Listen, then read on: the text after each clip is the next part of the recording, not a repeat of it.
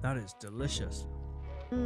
It's almost got like a toffee caramel kind of vibe. Oh, so different. So different. I get smacked in the face with lemon. What I'm about to say is going to sound really weird. Doctor's Kitchen. Recipes, health, lifestyle. On today's episode, we're going to give you a guide for how to choose the best honey for health so you can enjoy some of the potential benefits of honey and how you can spot fake honey or poor quality honey. In part one, we've already talked about the compounds in honey, the potential benefits to gut health, immune health, even metabolic health. Personally, I'm yet to be convinced on the incredible benefits of honey. I don't think it can be considered a health promoting food alone. But I do love honey and I use it as an ingredient in cooking and to add to hot drinks. So choosing a good quality honey, I think, is imperative if you're going to even believe the health effects themselves. So before we get into tasting, I'm going to give you my take home on honey and why I don't think that it's something that you should be having every single day. It does contain polyphenols and micronutrients, but honey is still mostly sugar. So if you look at this graph that we've done and talked about before, it will show a pie chart with all the different types of sugars. It's 80% sugar, guys. So this is all sugar here. So you have to use it in the same way you would use sugar. But there are lots of other flavor profiles that we'll get to. Hopefully I'll be able to taste the difference between them all. That you might want to invest a little bit more money in than your typical caster sugar or table sugar. The second thing is there isn't great high quality human evidence on benefits, particularly long-term benefits. Plus, there are some environmental concerns around honey production. So you might want to think about honey in a different way. You might want to think about it as a special occasion kind of treat, or, if you enjoy it being a remedy for when you fighting off colds or you want to soothe a cough, then use it in that respect rather than a daily sugar substitute. And generally, the third thing is we want to reduce sugar in our diets. Compared to other sweeteners, honey has small amounts of vitamins and minerals that could be beneficial, but to get meaningful benefit, you'd need to have so much of this stuff. So just use it as a sugar, and overall, remember, we want to reduce the amount of sugar in our diet as well. Eat less, buy better products. That is what today's episode is all about. Honey comes in a huge array of different products. On one side of the spectrum, and I'm looking at these over here, you get pretty mass-produced, high-heated honey. You'll learn a bit about why heating is not a great thing. It's usually ultra-processed. It's blended with other sugar syrups, so you're likely losing a lot of any polyphenols, that small amount of polyphenols that you get from good quality honey. And on the other side, you get some really high quality honey that is unheated, minimally filtered, unblended, and produced on small scale with micronutrients and those polyphenols that may explain some of those health benefits. And just like wine and coffee, quality honey is apparently, and we're going to find this out today, apparently a unique symphony of flavors and expertise all the way from the bees, the beekeepers, and the different flowers that they produce their honey from. So I purchased the healthiest honey brands on the market to see what's out there. But before we dive into that, I just want to talk about fake honey. Fake honey is a thing. It's ranked third in the list of globally adulterated products. There was an escalation in the practice of adulterating honey in world markets from the 1970s following the introduction of your good old friend high fructose corn syrup, also known as HFCS. It has a whole bunch of other names, but basically syrups, because they resemble what good quality honey looks like. And these fraudulent practices include everything from mislabeling the geographic origin of the honey, adding cane sugar or syrup as a cheap sugar source and selling it as genuine honey, contamination with irradiated pollen. There was actually a study that I'll just push up there on the screen, that published in Nature in 2018 that analyzed the composition of 100 honey samples from 19 different countries, everywhere from Africa, Asia, Europe. And they found that 20% of commercial honey samples tested were of questionable authenticity. 52% of Asian honey samples tested were adulterated. That was 11 out of 21 samples, of which Some were from China, South Korea. There are a whole bunch from Europe as well that were tested that contained added sugar. And that was from everywhere, from Macedonia, Romania, Greece, Hungary. And both New Zealand manuka honey samples tested in that particular study were adulterated. So this is a really big problem. And there was another report published by the European Commission that I'll just push up there as well.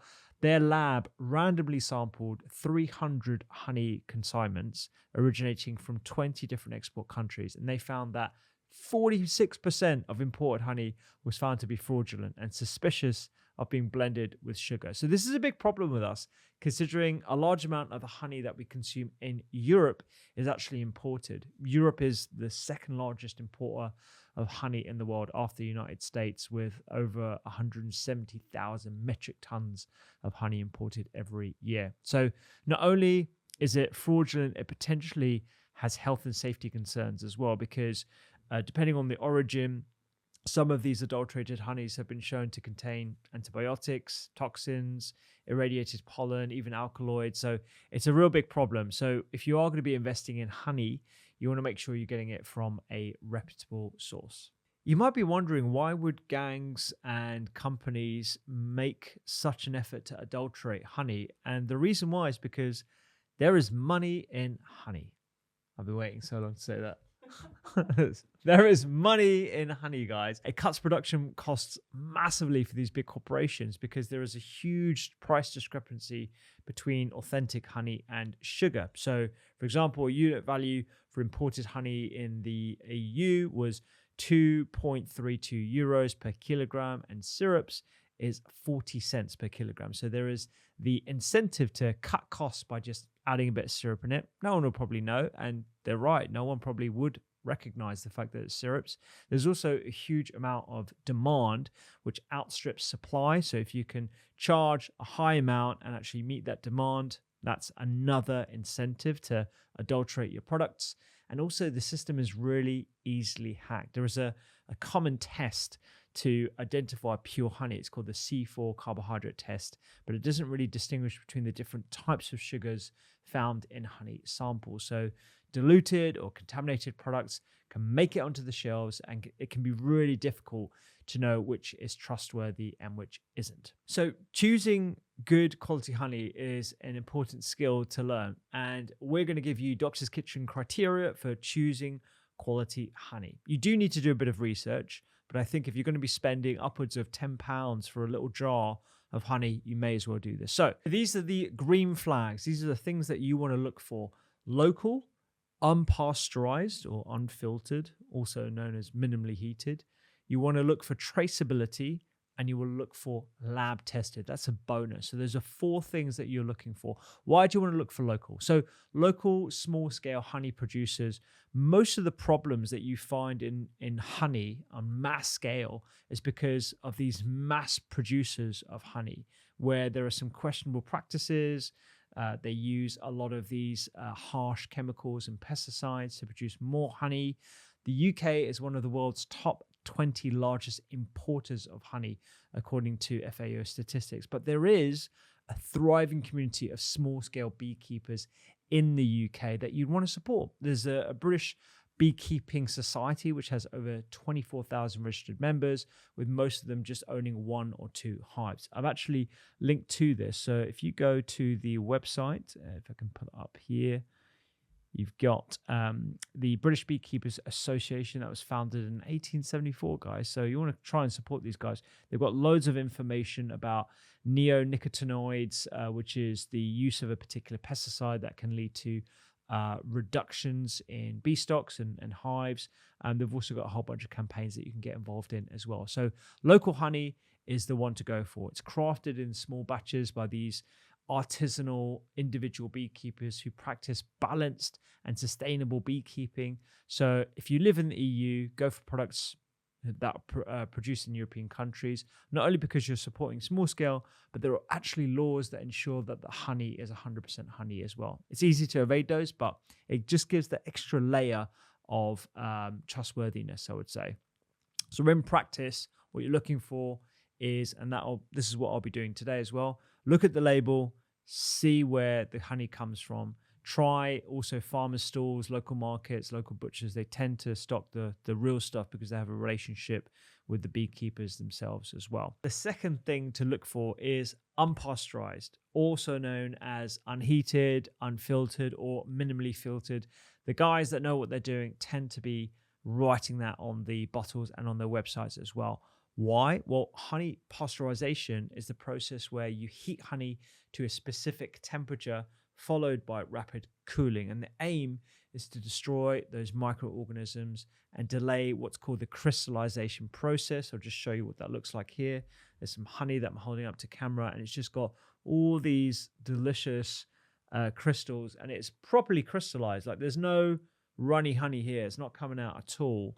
And to delay that, because to most consumers it's undesirable and you just want to have, like, an easy to use honey, it improves the appearance and extends its shelf life, but it has been shown to damage the phenolic content of honey, and all those potential benefits of honey that we've spoken about in a previous podcast can be significantly reduced when honey is heated to those high temperatures. So try and go for the minimally processed and certainly unpasteurized honeys.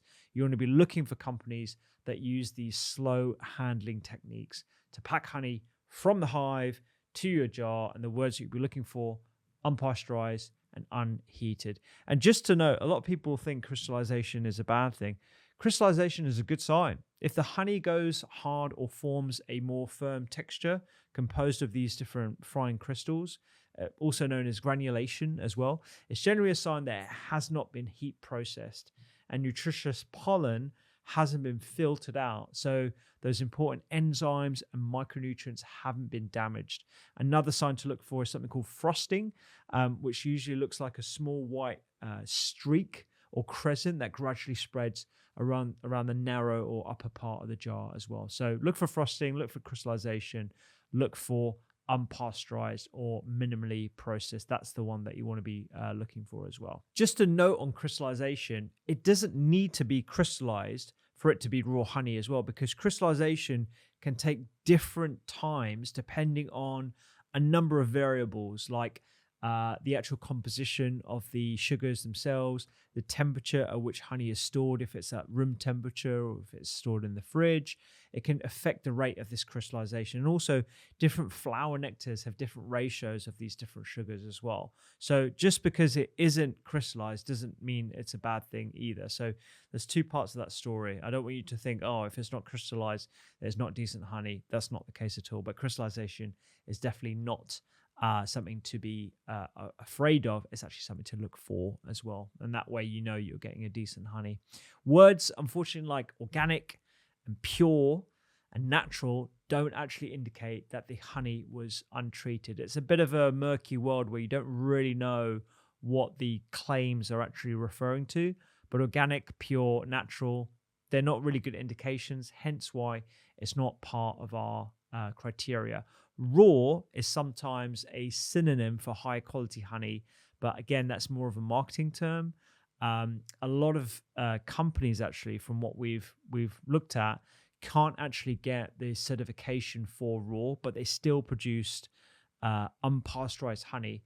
So we haven't added raw to our criteria either. We're just looking for unpasteurized. Just another point on organic, that is also used as a selling point, but I think it's quite rare in the UK to find organic honey, simply because of the limited supply of organic farmland in the UK.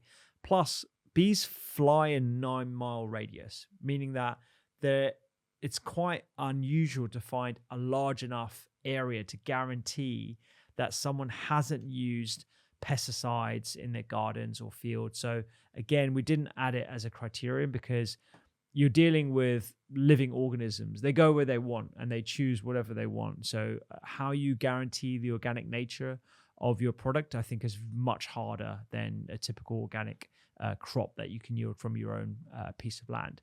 The other criteria is transparency and traceability. So you should be able to go on the website for these brands for any honey that you buy just by looking at the jar, and you should know how they've produced it from hive to jar. So traceability is something that, honest honey brands have got nothing to hide. So it's really easy to find information about how they produce their honey.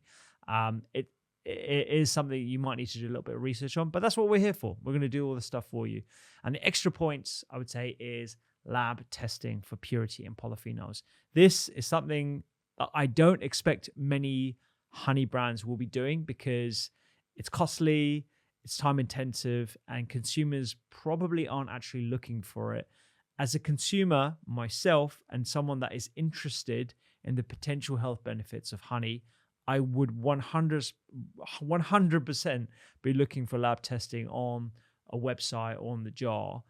Because if there's that guarantee that there are going to be these polyphenols, then I'm more likely to part with my money to purchase one of these ingredients. On the contrary, the red flags or the warning signs that we definitely don't want to see on any of our products are, number one, blends. So blends from more than one country. We don't want to be mixing multiple honeys. That's not a good thing. The second thing is cheapness. So you want it to be reassuringly expensive. And the third thing, unfortunately, is supermarket honey. So supermarkets like Sainsbury's, Tesco's, Asda's, Morrison's, their own brands, unfortunately, do not do a great job of sustainability. I just want to pull up this website here that will bring up for you on the screen. Just a quick one. If you're enjoying this kind of content, you will love our free newsletter called Eat, Listen, Read. Every week, I send you a recipe that you'll absolutely love, something to listen to, something to read, sometimes something to watch, less than 3 minutes, and it will help you have a healthful, happier week. You can find that in the link down below. So there is this document that's very easy to get from the Friends of the Earth website. It's the Ethical Consumer's Guide to Honey. And if you go down and you look at this table, it has an Ethica score or Ethi score. I think that's how you say it, Ethi score.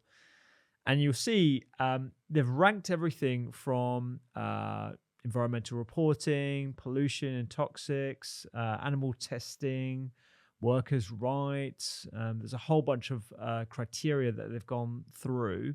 And if you go right to the bottom, the brands with the most number of dots, and the dots, just to look at the ranking score here, an orange dot here is bottom rating. All right, so you want to see no dots, or at least unshaded dots. All the dots, they're all the supermarkets. Unfortunately, it's Tesco's, Asda right at the bottom here. Asda got a zero score. Come on, you guess 1 point, nil point here. And it gives you the background company as well. That is the owner of said brand of honey. So this is Walmart, for example, in the case of Asda, Tesco PLC, etc., etc. So apologies, supermarkets. You got to do a little bit better from the Ethis score before I can even, I'm going to return this, unfortunately, Tesco. Sorry. For this reason, we're not going to be reviewing the supermarket honey because they need to do a better job. There are some people that think a warning sign is how runny a honey is. There's going to be a lot of alliteration today. So you've got this Rouse one, for example, that is very runny, and even the Tesco one is very runny. But then, I've got a brand here that is definitely raw honey, and it is pretty runny. I mean, it's still slightly more viscous, but I don't think we can qualify a quality honey based on the runniness of it. I'm really getting my my tongue twisters in today. But yeah, so I wouldn't use that as a criteria. Blended from more than one country. Turn the bottle and look to see the country of origin. If it says blends of honey from more than one country or packed in the United Kingdom with no information on the beekeepers, you can pretty much guarantee that is not going to be a good quality honey. So be aware of those. And like I said, you want this to be reassuringly expensive. It takes a ton of time and work from both the bees and the beekeepers to produce even small amounts to sell. So by its very nature, it is a luxury product. It is not a cheap commodity. You don't want to be looking for honeys that are less than 1 or 2 pounds. This cost, I think, less than £1. With all this in mind, let's get to testing. So I'm going to try each of these different honeys. I'm going to talk to you about the price, whether they meet our criteria. I'm going to try just half a teaspoon of each of the honeys, maybe more, depending if I like it. I'm going to try and give you the tasting notes and not just say, tastes like honey. And then we're going to go into the websites as well and just see if they are backing up the price tag for all of these. First up, Black Bee Honey. Now, their website is really cool. So these guys are British beekeepers. They've got a whole bunch of different products, different seasons. So this is British autumn honey, summer honey. This is really cool. I like the website's on point. They've done a really good job on branding, that's for sure. Really nice. Great customer reviews. They've got some good buzzwords here. So let's just see what it says in the jar. Black Bee Honey, produced in the UK. That's good. Always single origin. Tick. All right. So you've got a first green tick. 100% British honey. So it's already got a tick for traceability and locality. Is it unpasteurized or unfiltered? Okay, so unblended. So they're really making a song and dance about that, which is good. British wildflower honey. Stored at room temperature. Honey can crystallize and set over time. Yes, it can, guys. Yes, it can. It does say raw, so you're going to give them the benefit of the doubt, but I would like some confidence and reassurance that it is definitely unfiltered.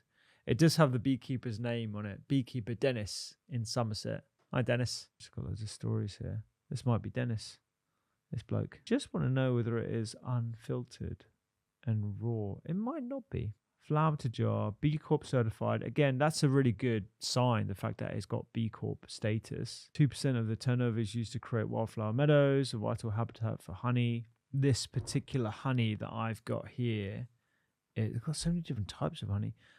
This is about £8, but you can see that honey, I've got seaside honey that's £11.25. So it's definitely expensive, which is probably a good thing.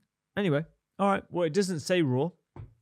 And I can't see any evidence of lab testing, which, you know, is a bonus point. Let's see what it tastes like. And I imagine all these different honeys are going to taste slightly different. Oh, wow. Oh, that is delicious. Wow. Floral. That is the dominant flavor I'm getting. Floral. Really flowery. It looks like it tastes like a literally just munched on like wild flowers in the middle of summer. This is really, really good. Super sweet. You wouldn't even know. I literally had like a quarter teaspoon of that. That's delicious. So, you know, as far as a decent honey goes, I don't know how all the other flavors that they've got will taste like. They've got a huge selection. That seems like a really good start. A really, really good start. Wow, they've got so many Starflower, Orchard Honey, London, Somerset. London probably won't be organic, guys. I'm just saying. Great. All right. Well, that's a good start. Let's go for the next one. We've got the London Honey Company. Now, I've seen these guys cropping up everywhere. They are stocked in bougie supermarkets, butchers, grocers, that sort of thing. They've got like a lovely sort of viscous honey here. I think I've tried these guys before because they also, if I look on their website, they sell honeycomb as well. And if you look at their website, pure natural honey from London's rooftops to the moors and past our shores. Huh, okay. So, are they local? They absolutely are. They're London boys and girls. That's great. I don't know whether they're boys and girls. They are they unpasteurized, unfiltered, or minimally heated? Let's see. So let's just click on honey. Again, huge selection. They've got creamed honey, borage and Salisbury. There's so many different types. I'm not seeing anything that says unpasteurized here. History and craft. Let's look at history and craft. There's a long story about how he wanted to find his way from the capital. I'm just looking for words unpasteurized, unfiltered. Okay, well, I can't see that. There's lots of words like pure. So there's pure London honeycomb, which I've tried before. That is very good. Got a heather honeycomb.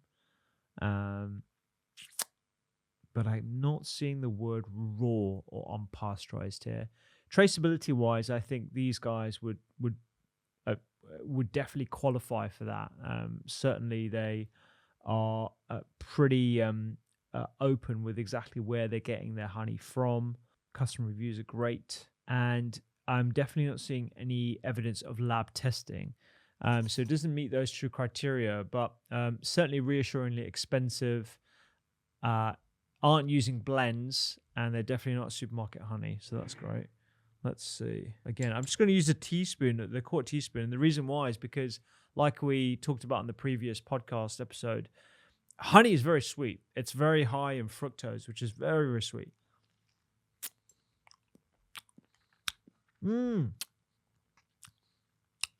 Wildly different to the wild honey. Wow. It's almost got like a toffee caramel kind of vibe to it. It's like a deeper, sort of earthier, caramelly kind of flavor. This is really good. I imagine this would go great on like Greek yogurt or with a little bit of chocolate. This is good. It's a really good sort of match for that flavor there. That's great. Okay. Well, because there's so many to choose from, I think you could just take your pick. But that's definitely a good brand. It doesn't meet everything on the criteria, but good start. All right, I'm going to go a little bit further afield. We're going to go for Just Bee. Now, this is interesting because Just Bee say that this honey, I believe, is fortified with echinacea and added vitamins. So, Just Bee, let's look at their website, shall we? Pure honey supercharged. Okay, so these guys, from the looks of things, add certain elements to their honey to improve the health benefits, I'm assuming. It's an interesting... I am seeing this trend towards not just having honey in its pure form, but also adding elements to the honey to just boost up sort of the health properties of it. I don't know whether I believe in that myself. I would say if you're trying to add vitamins to something, you might as well just take a multivitamin or specific vitamins. I'm not a huge believer in multivitamins, but if you need specific vitamins like vitamin D or B vitamins, you want to make sure that you're getting it in a tablet form and an exact dose. And again, this begs the question: where they're sourcing the vitamins from, what is the manufacturing process of the vitamins, how are they combining it into the honey itself. So I've got more questions than I have answers. There's a lot of stuff here about daily immune support. So each teaspoon of honey contains 25% of your recommended daily allowance of vitamin D, C, B6, B12. Similar to the episode that we did on green powders, I want to know exactly how much and which RDA they're using for the vitamin D. You know, is that 1,000 IU? Is it 250 micrograms? I'd want to know all these different figures. Let's look specifically at this one, which is the Vitamin Honey Original.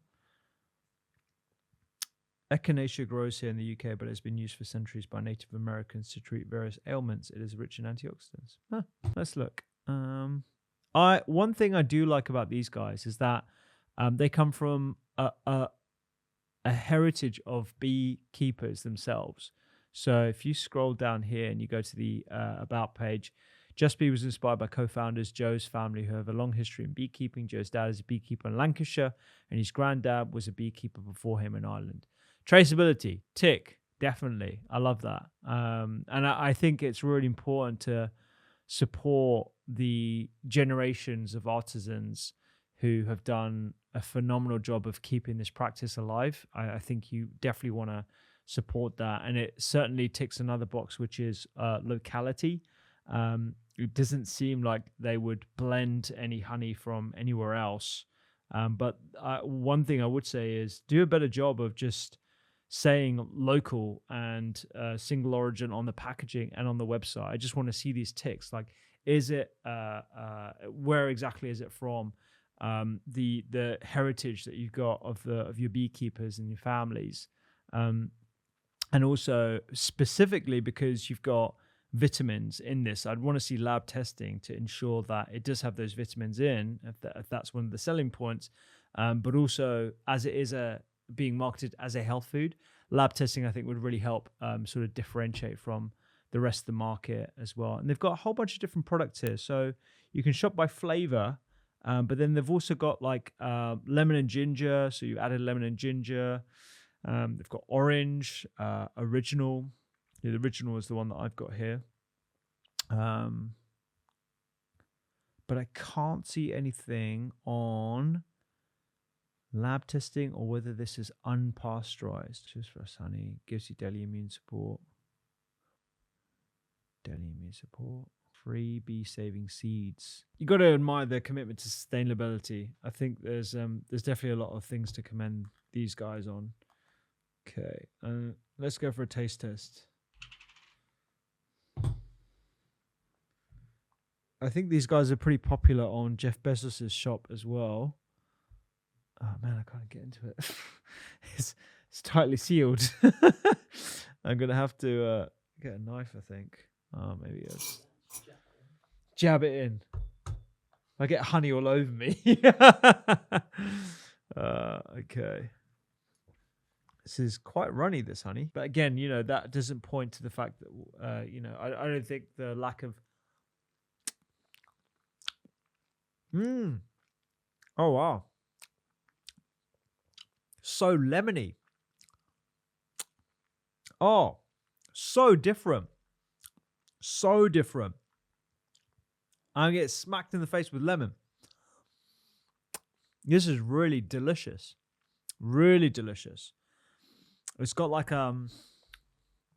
it's sweet, but it's got like a citrus tartness to it. Oh, that's really, really, really good. I can imagine this going really well with like lemon ginger drink. I personally wouldn't go for the lemon and ginger flavor. I would just get the raw honey, whack it in with lemon and ginger. But that flavor is so different to... I'm going to get rid of these guys because we ain't testing you, sorry. Actually, I might test the Rouse. I might test this Rouse later just to get an idea of like how different they are, but not the Tesco's one. I'm return that. I didn't open it. That is really... The flavor is very good. Do like it. They need to do a better job with the lab. Like if they lab tested it, that'd be a great win. Seems like a smaller company than the other ones. So I do want to support these guys because I think they've just got that history of beekeeping. So I want to keep that alive. Cool. All right, let's go for another one. Let's go for the Home Counties Crystal Job. Home Counties Honey. So this is from a company I don't have any affiliation to. They're called sourcebulkfoods.uk. I do love this company because they source all their foods in bulk from a number of different producers. They send it to us in like brown paper bags. They've got, obviously, sustainability is a real important feature for them. And we ordered raw honey, or this is Home Counties honey from them. And this is the stuff that we use quite a bit in the kitchen, as you can tell. But I don't think I knew that much about honey at the time of purchasing it. So now let's look. So you can see in this image, Home Counties honey is liquid and viscous, and it's crystallized. And this will happen over time. We just keep it out at room temperature. But this is the good stuff. You can tell this is good. And if you did want to use it, don't microwave it. Just put it in warm water or add it to lukewarm water, and it will reduce down. You'll be able to use it. This is definitely local. It's collected from the South Downs of the Home Counties. It's made from mixed wildflowers. It's got a beautiful yet subtle flavor. I'll be the judge of that. Traceability, absolutely. You can tell exactly where it is. They're very open about where this is. Raw honey. This is the first one that says raw honey. So this is raw or unpasteurized. They haven't said unpasteurized or unfiltered here, but I'm going to give them the benefit of the doubt. Let's get to... this definitely is not a blend. It comes from mixed flowers, but that's not a blend. It's definitely not cheap. This is £11.95. This is the most expensive one so far, I believe. And yeah, we'll give it a try.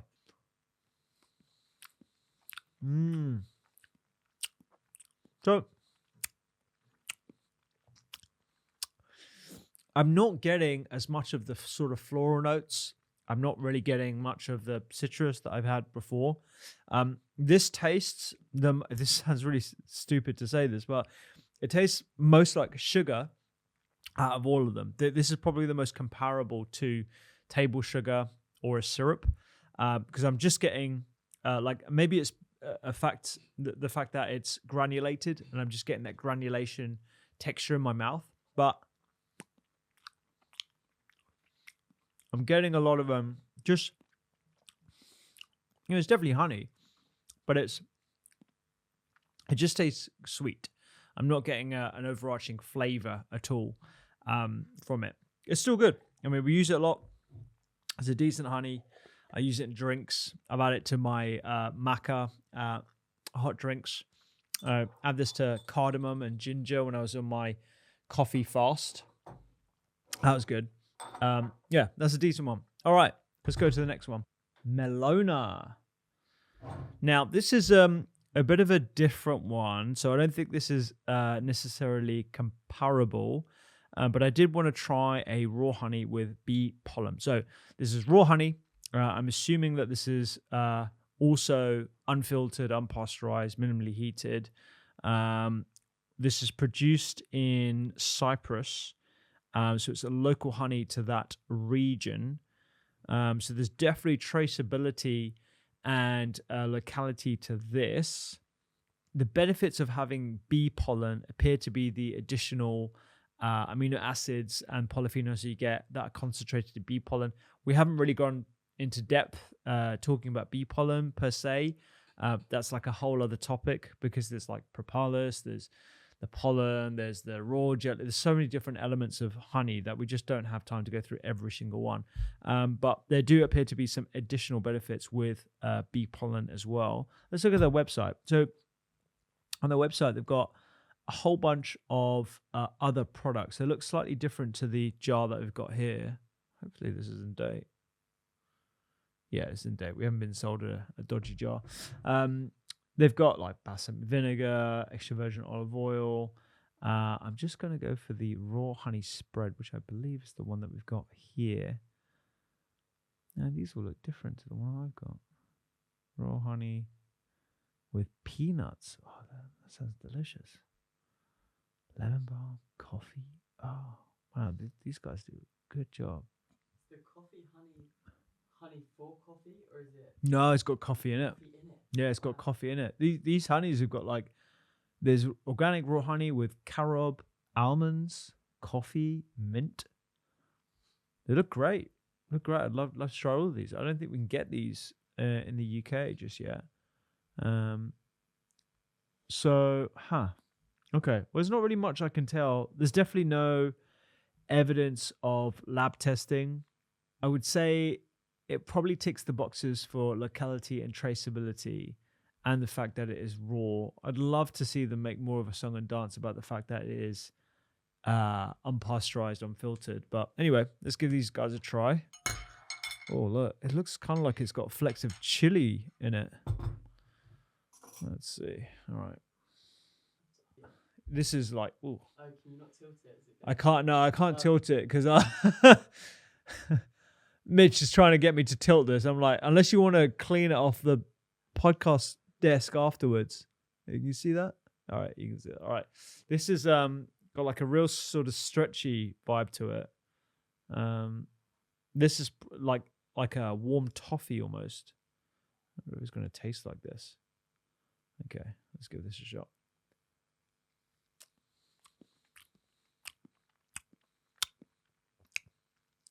Wow.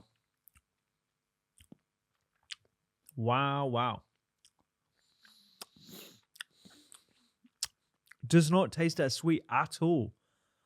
Really does not taste that sweet. It's this is like a toffee apple kind of flavor. It's really rich. It's almost like it's almost got like a milk chocolate kind of flavor to it. It's really delicious, very viscous. Um, I can imagine having this a teaspoon of this with just some hot water and that being enough, or even having some like raw cacao in this as well because of the flavor profile. This is absolutely delicious. Really, really good. No red flags in this, no blends, definitely not cheap. This is £8.50. And nowhere near a supermarket either. I've never seen this brand before. I think you can probably get this in health food stores or on their website. But that flavor is delicious. Really, really good. Really, really good.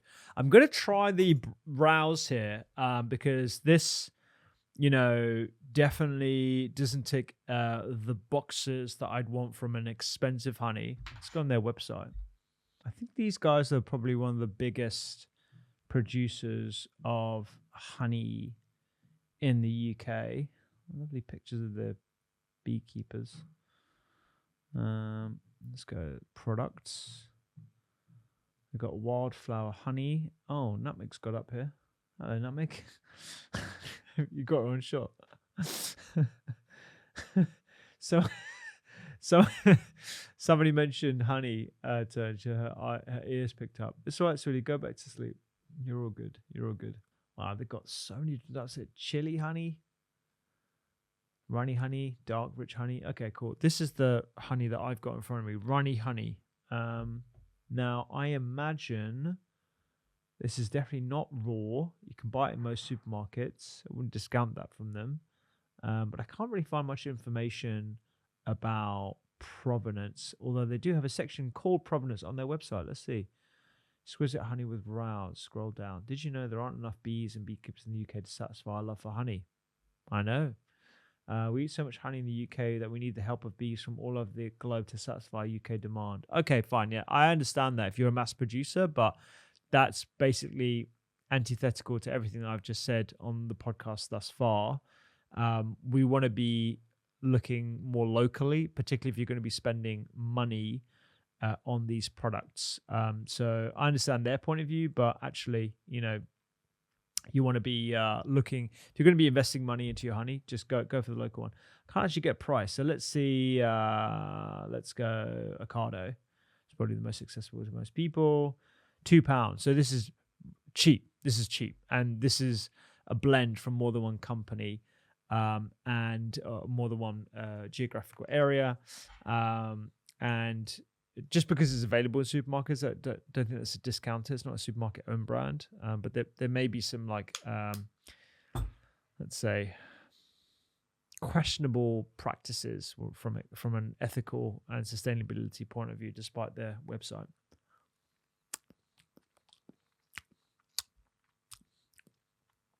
Really delicious though. Can't knock them for that. That is a very, very delicious honey. It gives me the sort of like it just reminds me of like oats. This is the typical golden caster sugar syrup vibe thing that you have with oats, and it brings me back to my childhood, like Ready Break. This kind of reminds me of Ready Break. This is the flavor that I'm getting. It's like, it's a weird descriptive term, but gold. It just tastes very, very hearty, but certainly not one that I would recommend using for any potential health benefits. That's for sure. Okay, we've been avoiding this one, the manuka honey, or manuka. I should figure out how to pronounce manuka. I'm assuming there's probably a particular way of pronouncing it, given that it does come from New Zealand. This is perhaps the most controversial of them all, not only from the potential proposed benefits of manuka, but there's also a lot of dodgy practices going on with manuka. There's it's sort of intertwined with adulteration. Like we looked at the studies that showed that 2 out of 2 of the manuka products were adulterated or weren't true manuka products. There's a whole classification system just specifically for manuka honey products. called the UMF, and there's also another one called MGO as well. It's always sort of intertwined with gangs who have taken over particular farms, and it's a real. Whenever there's a huge demand for a high priced item, even avocados, unfortunately, controversy ensues. But this stuff, let me see, I get the website up here. This stuff is the most expensive out of them all. Okay. $64. How much did we spend on the $64? God. Did I spend 64? No, I got the smaller bottle. Still $42. So this is nearly triple the price of all the other ones. We got this from Jeff Bezos' shop as well, so you might be able to get a discount there. Very, very interesting website. Loads of other products on there. Again, I'm looking for those buzzwords. So we know locality. We understand. I mean, they've said traceable from hive to jar. This is certainly raw, and they do have lab certification as well. Now, because it's very easy to just say these things, and actually the consumer that is investing $30, $40 plus in a product such as this is probably going to be more educated than your average honey consumer. It can be quite easy to just say the buzzwords, right? It's local, it's raw, it's traceable here, it's lab tested. We get like this certification. So there is another review site that I've gone on myself, and I will put the link to these guys down below as well. These guys, they're called My Best. They look through all the best Manuka honeys. This is from 2024, so the most recent, according to their blog article anyway. They went through all of them, the most popular brands, in the same way that we're doing for general honey brands here. And they found that Kiva, which is this brand, is it called Kiva? Yeah, Kiva. They found these guys were the best. So according to a number of criteria, they looked for whether the bottle is opaque, because any light that hits the honey can damage the quality of it. They looked at detail at the labs and the certifications that these guys have. This came out top of all the different honeys. So these guys have saved me a lot of money because I didn't want to buy them all. And they've saved you a lot of money as well. And there's affiliate links as well. So they're probably making quite a bit of money themselves. But you know what? It's a really good resource. So I'd highly recommend you go check this website out if you're interested in Manuka honey. Let's try it here. So this looks very similar to these guys, the raw honey from Malona, the Cyprus one. So you can see, I don't know if you can see that. It's like toffee-like.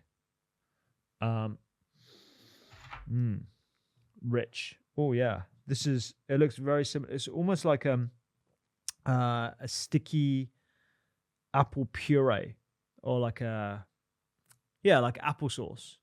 Sticky applesauce. That's what it looks like.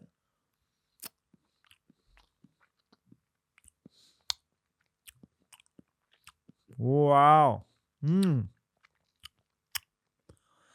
This is the most interesting flavor out of all of them. And what I'm about to say is going to sound really weird, but it tastes like a doctor's surgery waiting room.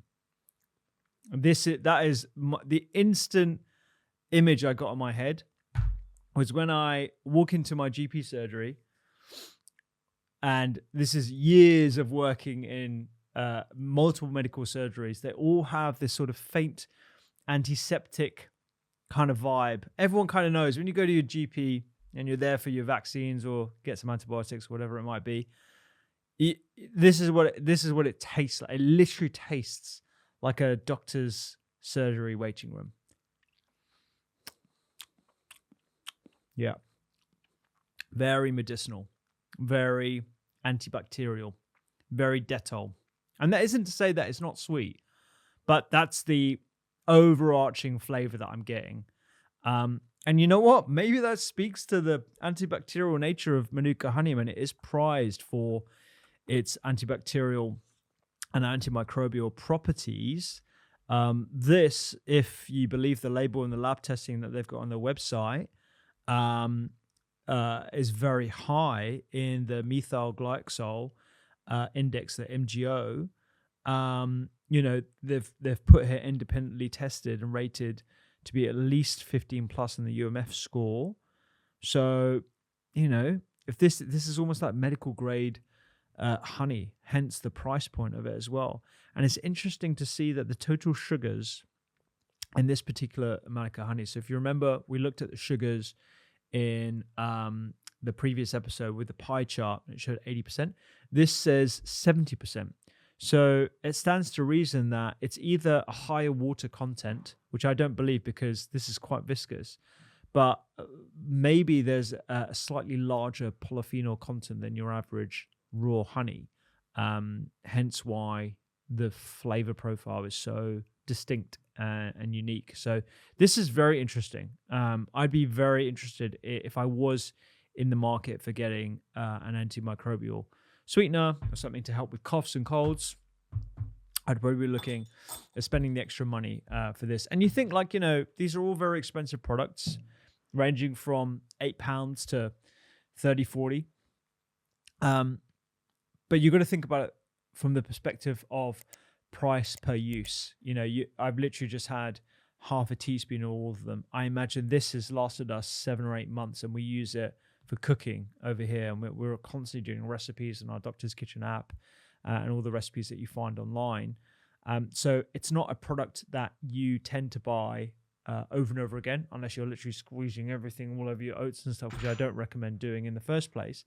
But just remember, price per use is probably going to be a lot lower, even though the overall expenditure on buying the product in the first place is going to be high. So what are my overarching thoughts of this exercise?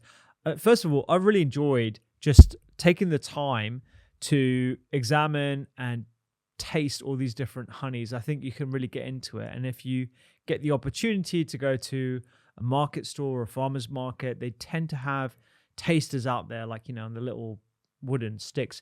Go try them. There's a world of difference across all these different honeys, like you've just heard me describe. So get involved and kind of learn about it like a delicacy, like a wine or a chocolate, enjoying these unique sweet notes or medicinal notes in that case. Look for bulk buying as well. Look for discounts. These are very shelf stable, so they will last in your cupboards away from sunlight for a long period of time.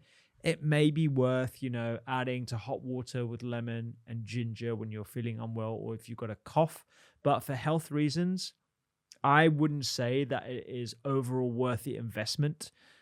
If the option is between high consumption of fruits and vegetables or these sort of like health foodie products. If you have the capital to spend on these high priced items, then yeah, it's worth experimentation.